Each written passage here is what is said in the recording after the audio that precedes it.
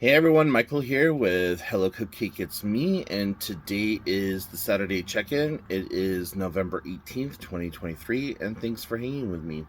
If you haven't done so already, please hit like and subscribe, then head on over to podcast.hellocupcakeitsme.com to check out the podcast and give it some love. And then make sure that you give hellocupcakeitsme.com some love. And make sure you follow me on all the different socials and check out the links in the thing down below. So, how are y'all doing? I'll be 100% honest, I'm not doing all that well. I have a lot of stress going on right now. And thankfully, I don't really have the depression aspect happening as much right now.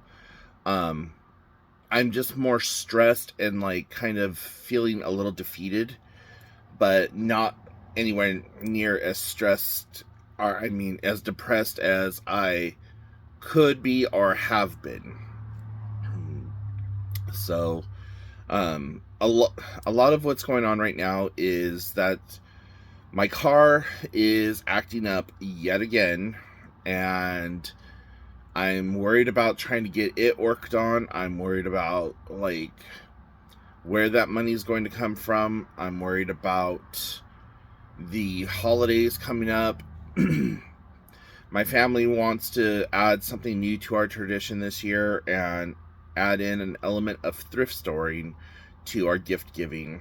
And I'm like, okay, well, that's great and all, but I still want to be able to give you guys something besides some secondhand thing that might be chipped or broken or not working properly or whatever else. So, in our family, our tradition is you give something that they need, something that they want, something that you want to give that are, something they need, something they want, and then something that is local, handmade.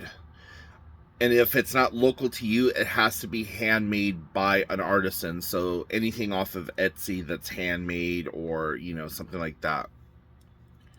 So this year, on top of those criteria, we're now adding a thrift stored item.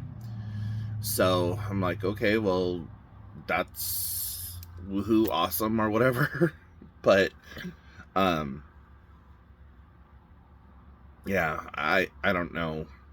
And I'm the king of hand making stuff because I love crafting, and I already have my niece's item created. I made her a little journal that has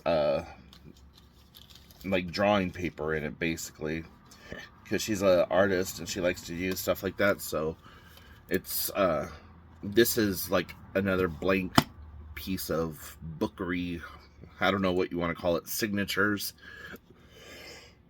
that I have from making another book. But yeah, so I get this at a local printery, and this is like their runoffs, and they sell this by themselves in these big thick booklets for just a couple dollars.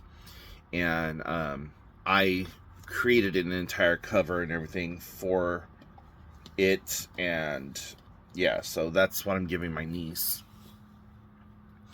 Don't know what the handmade item is for my sister. Don't know what the handmade item for my sister's boyfriend is. And I don't know what the handmade item for my mom is going to be. But,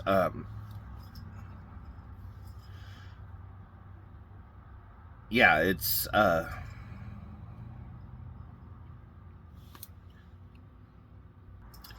so, anyways, I just got to figure that stuff out, and I'm being pulled 15 different directions right now.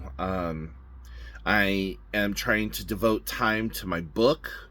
I'm trying to devote time to my home. I'm trying to, like, find the money to get things taken care of. Like, there's stuff inside my house that need to be taken care of. And I'm just like, what am I going to do? So Tuesday, I got to take my car to the shop. I'm actually dropping it off Monday evening.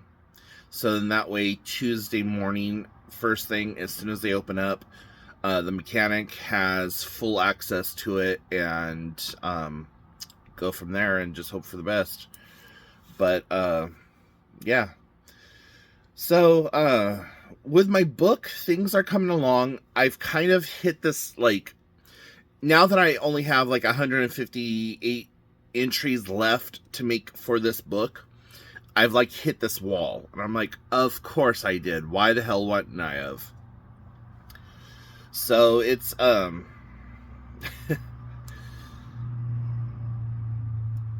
I've set a time period for myself. March 2025 is the date that I want to release the book. And so I know that I still have an entire year to go, but I don't want to wait until the very last second and then overshoot my deadline. And 16 months is more than enough time for me to figure it all out, seeing since I've been working on this book now for 2 years. So yeah, there's no reason why it should be taking this long. But that aside, I downloaded a new game for my Nintendo Switch called Inside, and recently passed it. So I was like, well, that was a fun 20-minute game. Literally, that's how long it felt like it took to pass the whole game. I think it was maybe 3 hours at the top. And now I'm going back through and finding all the secrets and following a YouTube tutorial on where to find the secrets at, because there's another there's a hidden door with an alternative ending or something like that.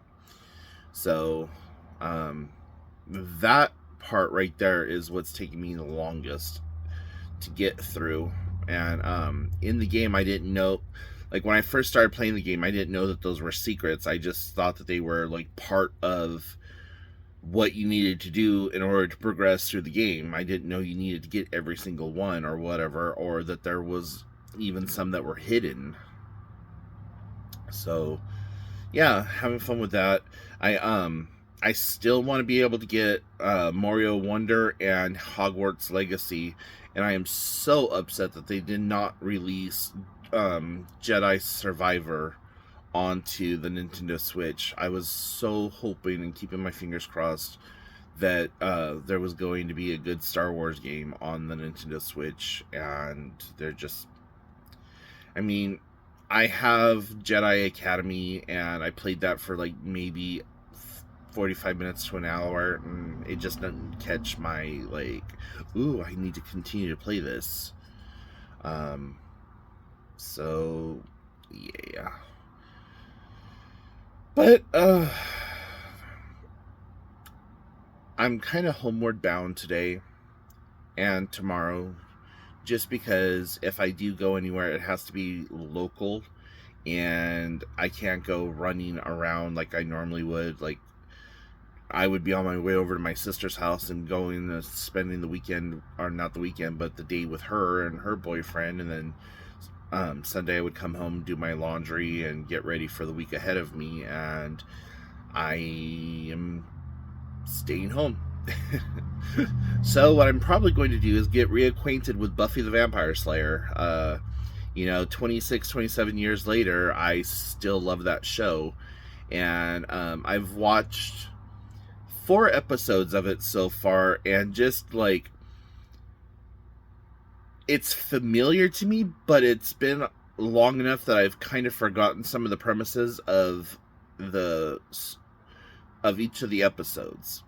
And just seeing how young David Borealis was, and how young Allison Hannigan was, and Nicholas Brendan, and Anthony Stewart Head, and all of them, just like how young they were, and how young Sarah Michelle Gellar was with her big rounded face, and then as she aged, it kind of slendered and like toned up and went from being circular, roundish, and like chubby to thin and more regal and more adult. And the very first season is very campy. Like the rest of all the other seasons and episodes and stuff are campy, but this is like, we're just going to ride the coattails of the Buffy the Vampire Slayer movie, and we're not going to throw a lot of money into it because we want to see where this goes and if there's a calling for it, because you could definitely tell a difference in the production value between season 1 and like season 5. There's a huge production value, different cameras and all kinds of other stuff. And I don't know if Joss Whedon did that on purpose or what, but anyways, yeah, so gonna be watching that. And I'm really also kind of pissed off and angry because somebody hacked into the family's 12-year-old Netflix account and changed the login information, deleted all of our profiles, and switched it over to Spanish. I called Netflix last night and I was like, you need to do something about this, like, right now. And they're all, well, you need to enter in your card information or whatever. I'm like, this account gets paid from my bank account. That's how old this account is. Like, we didn't have to set up a debit card or whatever. It just came directly from a bank. And she's all, well, we no longer have that access to do it like that. It has to be a debit card or whatever. And I was like, well,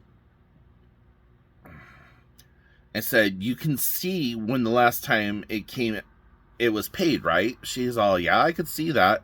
I said, you can see that every month on the 5th, $16.70 was removed, right? Or $16.90 was removed, right? She's all, yeah, I could see that.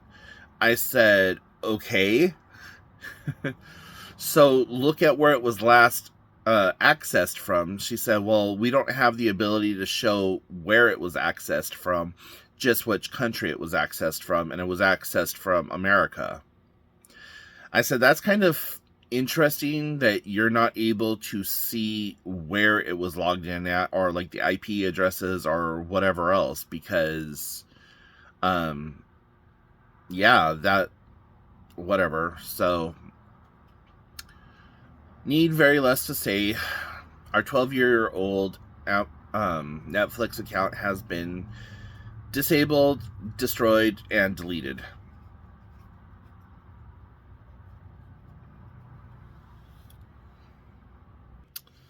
So, oh well. I don't know if my sister's going to reactivate the account or if she's going to wait until the 3rd when I have the ability to reactivate the account. Either way, it's not activated right now, so that means once we do get it back up and going, we have to set up all of our profiles again, and then I have to go through and set up all of the movies that I had saved and all the movies that I was watching and so on and so forth. And I know, complete first world problems, right? But whatever. So anyways, guys, I'm not going to keep you much longer. Go forth, enjoy your weekend. Hopefully you all have a lot of fun. And if you have any questions, comments, concerns, put them in the comments section down below. And I will talk to you all later. Bye, guys.